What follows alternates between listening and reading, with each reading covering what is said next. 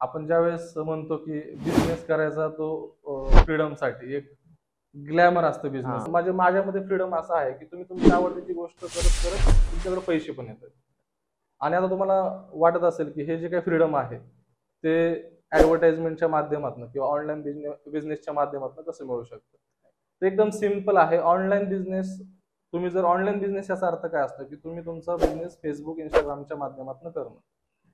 तर हे जर तुम्ही करत असाल तर तुम्हाला कस्टमरच्या मागे पळायची गरज नाही. युजली तुम्ही जर बघायला गेलात तर असा ट्रॅडिशनल बिझनेस तुम्ही करायला गेलात तर तुम्हाला कस्टमरला गोड बोलावं लागतं, त्यांच्या पाठीमागे पळावं लागतं, त्यांना धरून ठेवावं असं तुम्हाला ती स्थिती असते, परिस्थिती असते. कारण तुमच्याकडे कस्टमर मुळातच खूप कमी असतात. ते टिकवण्यासाठी तुम्हाला त्यांच्या पुढे पुढे करावं लागतं. पण ऍडव्हर्टाइजमेंट ही अशी एक गोष्ट आहे की तुम्ही एकदा लॉन्च केली, ती स्ट्रॅटेजिक पद्धतीने तुम्ही तो व्हिडिओ बनवला, स्ट्रॅटेजिक पद्धतीने तुम्ही जो इमेज बनवली आणि ती तुम्ही रन करत राहणार आहे.